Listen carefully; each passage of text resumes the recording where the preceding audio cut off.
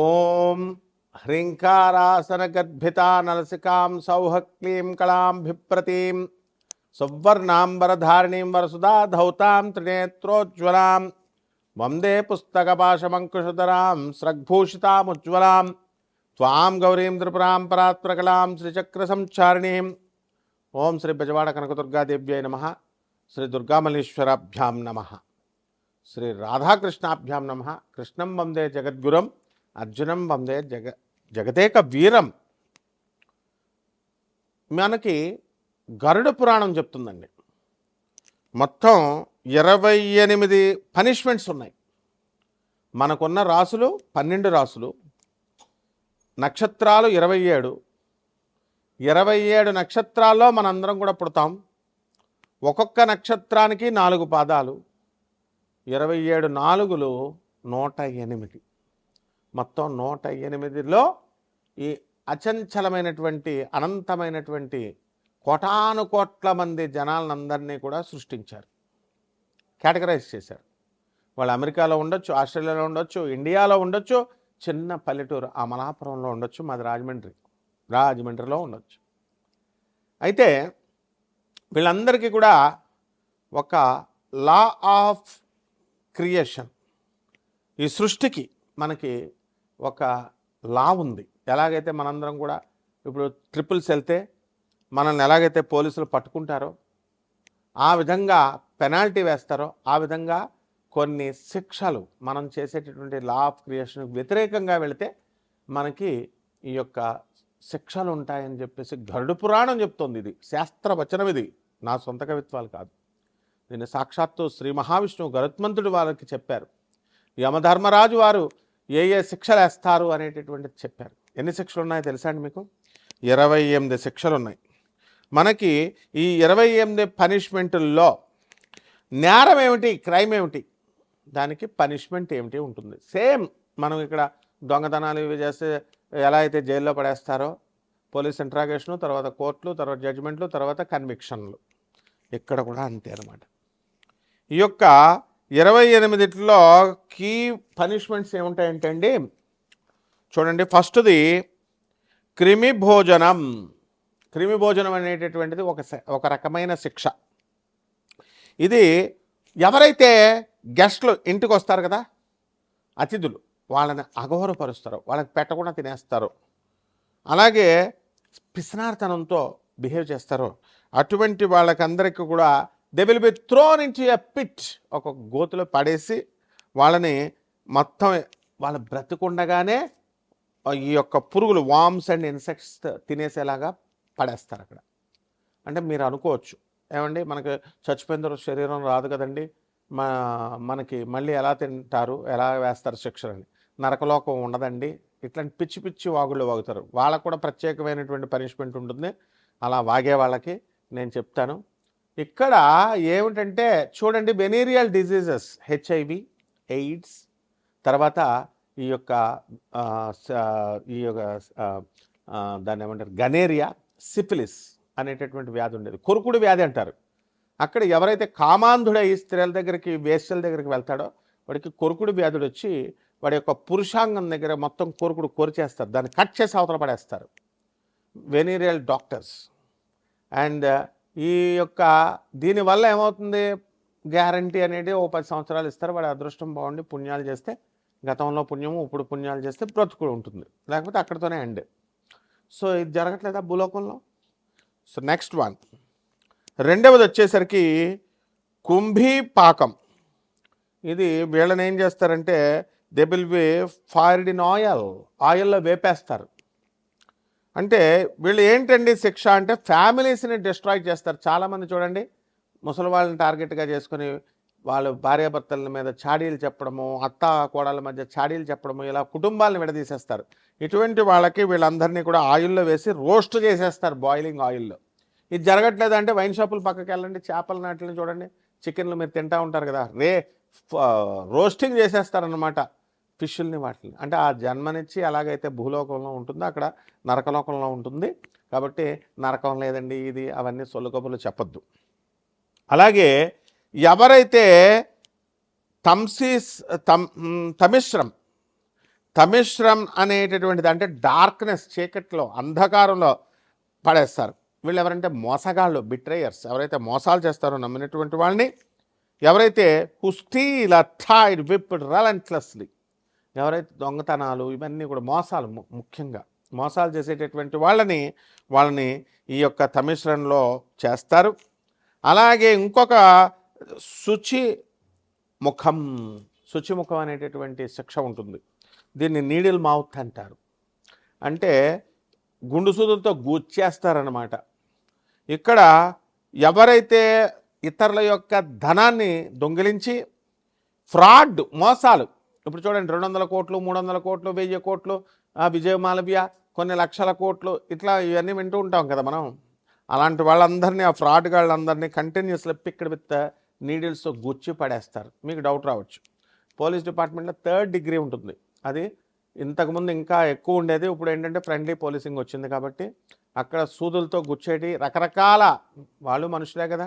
అంటే నీకు ఆన్సర్ కావాలి. సినిమాల్లో చూస్తాం మనం, రియల్గా పోలీస్ కమిషనర్సు, డీజీపీలతో, మేము police SI, CI, constables, ACP, డీసీపీలతో స్నేహం ఉంది కాబట్టి మేము చూసాం కాబట్టి మాకు తెలుసు అనమాట. ఈ వ్యాధులు మీరు ఏం కంగారు పడక్కలేదు, ఇలాంటి వ్యాధులు ఉంటాయి. నెక్స్ట్ వన్, శుచిముఖం అయిపోయింది. వాళ్ళని కంటిన్యూస్గా ఒక శరీరాన్ని ఇస్తారు, ఇచ్చి అక్కడ గుచ్చి పడేస్తూ ఉంటారు. ఇదొక రకమైన శిక్ష. ఇక ఇంకో రకమైన శిక్ష వైతరణి నది. ఈ వైతరణి నది ఏమండి ఎక్కడో నరకలోకంలో ఉందండి అంటారు. వెళ్ళండి, ఒరిస్సా దగ్గరికి వెళ్ళండి, జాజ్పూర్ అనేటటువంటి ఊరు ఉంటుంది. అక్కడ గిరిజాదేవి శక్తిపీఠం అనమాట. 108 శక్తిపీఠాల్లో 54 శక్తిపీఠాలు ఇలా మనకు ఉంటాయి. అష్టాదశ శక్తిపీఠాలే కాదు, అక్కడ గిరిజాదేవి ఉంటుంది. ఆ గిరిజా అమ్మవారు పార్వతీదేవి అవతారం. అక్కడ పక్కనే వైతరణి నది ప్రవహిస్తుంది, మనకి గంగా, యమున, గోదావరి ఎలాగో. అక్కడ ఆ నది ఏం చేస్తుందంటే అండి, ఈ యమభటులు తీసుకెళ్ళేటటువంటి ఈ నదిలో మనకి బ్లడ్ ఉంటుంది. అది చెడు రక్తంతో కూడుకున్నటువంటిది. పస్ అంటే చీముతో కూడుకొని ఉంటుంది. అండ్ ఫిల్తీ లాంగ్వేజ్ అంటాం చూసారు, అంత అసహ్యకరంగా ఉంటుంది. వాటిల్లో నుంచి వీళ్ళు ఏం చేస్తారంటే మాన్స్ట్రస్ ఆక్వాటిక్ క్రీచర్స్ ఉంటాయి. అంటే తిమింగలాలు, ఈ యొక్క మనం షార్క్స్ ఇవన్నీ ఉంటాయండి, సముద్రంలో చూస్తాం కదా. అంతకంటే క్రొకడైల్స్, అంతకంటే భయంకరమైనటువంటి నీటి జీవాలు ఉంటాయి. వాటిలో అవి ఏం చేస్తాయంటే అవన్నీ క్రాస్ చేయాలా, చాలా కొరికి పడేస్తూ ఉంటాయి మధ్యలో. అది ఇంటెన్స్ పెయిన్తో ఉంటుంది. నెక్స్ట్ వన్, వైతరణి రివర్ అయిన తర్వాత కాలసూత్రం. ఈ కాలసూత్రం ఏంటంటే చాలా వేడిగా ఉంటుంది, హాట్ యాజ్ హెల్.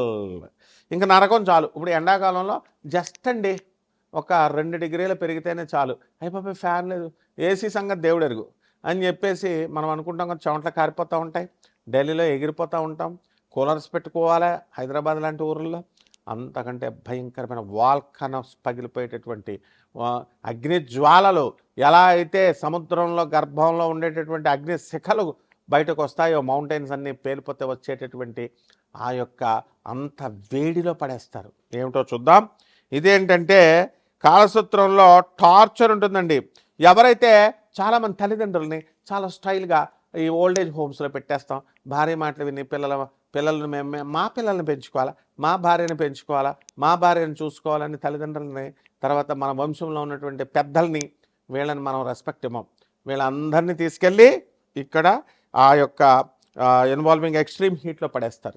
అంతేకాదండి, చాలామంది పండితులు ఏం చెప్పాలండి వీళ్ళు, అరే బాబు మీ నా బతుకున్నటువంటి తల్లిదండ్రులకు పెట్టండి రా నాయన తిండి, బతుకున్నటువంటి ఈ యొక్క మీ వంశంలో ఉన్న పెద్దలకు తిండి పెట్టండి రా అని చెప్పాలా. అది చెప్పకుండా గోకర్ణం వెళ్ళండి, అక్కడ పిండాలు పెట్టండి, కర్ణాటక పూజారులే చేయాలా. అలాగే ఈ యొక్క ఊరు ఉంది కదా మనకి అలంపురం జోగులాంబ, అక్కడ తర్వాత నాసిక్ త్రయంబకేశ్వరం పిండాలు పెట్టండి. పిండాలు పెడితే బతుకున్న వాళ్ళకి తిండి పెట్టమని చెప్పాలా. ఎవరైతే ప్రవచనకారులు, స్వామీజీలు, ఈ ముసుగులో ఉన్నటువంటి వాళ్ళంతా కూడా, పురోహితులు, వీళ్ళంతా కూడా పిండాలు పెట్టాలా, పితృదోషాలు పోతాయంటారు కదా, వీళ్ళకి కూడా ఇదే శిక్ష అనమాట. ఎందుకంటే బతికున్నాళ్ళకి తిండి పెట్టాలా. మీ వంశంలో ఉన్నటువంటి ఇప్పుడు అట్లీస్ట్ అప్పుడు పెట్టలేకపోయారు, ఇప్పుడు ఉన్నటువంటి ముసలి వాళ్ళని చూడండి అని. సో ఇదొక రకం. తర్వాత అంధకూపం, ఇది డార్క్గా ఉంటుందండి, చాలా డార్క్గా ఉంటుంది. దీంట్లో ఎవరైతే అవసరాలలో ఉంటారో వాళ్ళకి మనం కోరికలు తీర్చకుండా వాళ్ళని ట్రాప్ చేసి మనము వాళ్ళకి అటువంటి వాళ్ళందరినీ కూడా డార్క్ వెల్లో పడేసి స్నేక్ ఫిల్డ్ అందులో ఈ యొక్క పాములతో నిండిపోయినటువంటి నూతులో వేసేస్తారనమాట. సో అండమాన్ శిక్షలను ఉండేవి. బ్రిటిష్ వాళ్ళు పరిపాలించేటప్పుడు మేము బ్రిటిషర్ సంతానం దగ్గర చదివినటువంటి వాళ్ళం.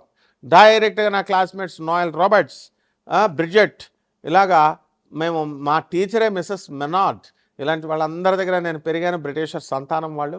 సో అప్పుడు అండమాన్ దీవుల్లో అక్కడ లెటర్ను వాళ్ళే అక్కడే ఒక బాక్స్లో పెట్టేస్తారనమాట. వాడికి నించోడానికి కూడా ఉండదు ప్లేసు, వాడు ఒంగోడానికి కూడా అంతవరకు సరిపడేటటువంటి సినిమాల్లో చూపిస్తారు కదా, అలాగే అక్కడ నెంబర్ 1 నెంబర్ 2 అన్నీ అక్కడే అనమాట. తిండి కూడా అక్కడే పెడతారు. ఇలా విధంగా అప్పుడు స్వాతంత్ర సమరయోధులనే కాకుండా అందరినీ అలా శిక్షించేవారు. సో అటువంటి ఈ యొక్క శిక్షలన్నీ కూడా ఉన్నాయి. ఇంకా అనేకమైనటువంటి శిక్షలు ఉన్నాయండి. ఈ శిక్షలన్నీ కూడా మొత్తం 28 రకాల శిక్షలు. కాబట్టి మన సొంత తెలివితేటలతో మనకి నరకాలు ఉంటాయా, యముడు ఉంటాడా, యమభటులు ఉంటారా, శిక్షలు ఉండవు అనేటటువంటి వాళ్ళకి ఆయన చూసుకుంటాడు. చిత్రగుప్తుడు యముడు చెప్పడం నా ధర్మం ఒక గురువుగా. కాబట్టి 12 రాశుల వారికి కూడా ఒక్కొక్క రాశి వారికి మరి ఏ రకమైనటువంటి శిక్షలు ఉంటాయి, మరి ఎలా తప్పులు చేస్తే ఉంటాయి అనేటటువంటిది మనం ఈ వీడియోలో తెలుసుకుందాం. వృషభ రాశి, ఈ వృషభ రాశి వారికి అందరికీ కూడా మనకి చక్కగా స్వక్షేత్రగతుడైనటువంటి శుక్రుడు వచ్చేసాడండి. ఎప్పుడండి మనకి మిథున రాశిలోకి వచ్చేస్తున్నాడు. వృషభ రాశిలో ఉన్నాడు ప్రస్తుతం.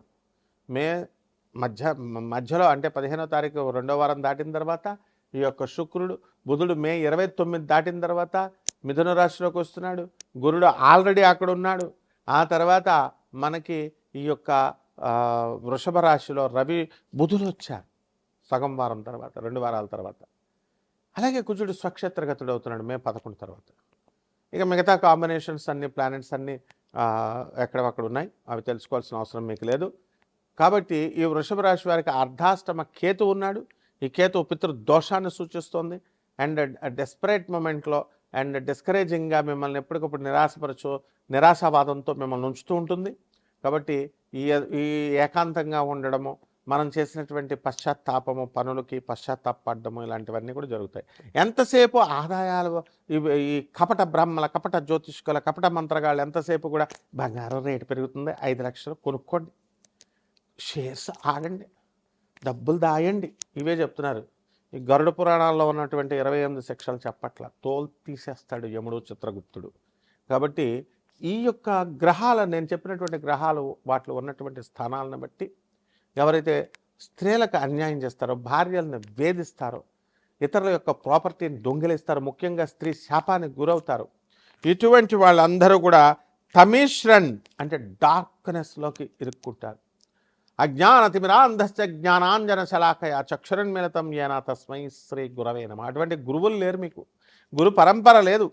నేను చెబుతుంటే బాబోయ్ ఈయన శిక్షల గురించి చెప్తున్నాడని జస్ట్ ఇలా స్కిప్ చేసేస్తే permanent loss in your entire, కేవలం ఈ ఒక్క జన్మకు కాదు, ఎంటైర్ ఇన్ఫనైట్ బర్త్స్లో మీరు మళ్ళీ లేవలేరనమాట. జగద్గురు అయినటువంటి ఆదిశంకరాచార్య శిష్యుడిగా మిమ్మల్ని ఉద్ధరించాలి అనేటటువంటి ఒక్క ఉద్దేశంతో చెప్తున్నాను. కాబట్టి వీళ్ళంతా కూడా ఏంటంటే ఈ యొక్క డార్క్నెస్ నుంచి మీరు తప్పించుకోవడం కోసం ఈ యొక్క కేతు జపం చేసుకోండి, కేతు స్తోత్రాలు చదవండి, కేతు కిలోంపావు, ఈ యొక్క ఉలవల్ని కేవలం ఇవి చేసేస్తే వచ్చేస్తుందని కాదు, అక్కడ ధూమావతి ఆరాధన చేసేస్తే వస్తుందని కాదు. Help the poor, help the needy, ఇది జగద్గురు అయినటువంటి మన వివేకానందుడు చెప్పినటువంటిది. అందుకని కుంకాలు పసుపులు వేసేస్తూ చీప్గా 10 రూపాయలు కుంకాలు వేసేస్తే వచ్చేది. So better this is an alternative. అంటే nothing is better than something is better than nothing అన్నట్టుగా మనం ఇచ్చేయాల్సినటువంటి బాధ్యత ఉంది. And those who are interested they can contact me. ఇక్కడ వీళ్ళందరూ కూడా ఈ తమీశ్రన్ అనేటటువంటి దీని నుంచి, ఇది బిట్రేయర్స్కు ఉండేది, don't be a betrayer. So దీని నుంచి ఆదాయాలు, సంపదలు సంపాదించుకోవడాలు, అక్యుములేషన్ ఆఫ్ వెల్త్, ఇవన్నీ కూడా అవన్నీ ఎలాగో జరుగుతూ ఉంటాయి యొక్క సంపుటిని బట్టి. సో దీని నుంచి మీరు పరిహారాలు ఏంటంటే రావి చెట్టుకు చేసుకోండి, అలాగే శని జపం చేసుకోండి, అండ్ జగద్గురు అయినటువంటి ఆది శంకరాచార్యుల వారిని ఆరాధించుకోండి, దత్తాత్రేయులను ఆరాధించుకోండి, బ్రహ్మాండంగా ఉంటుంది. శుభమస్తు.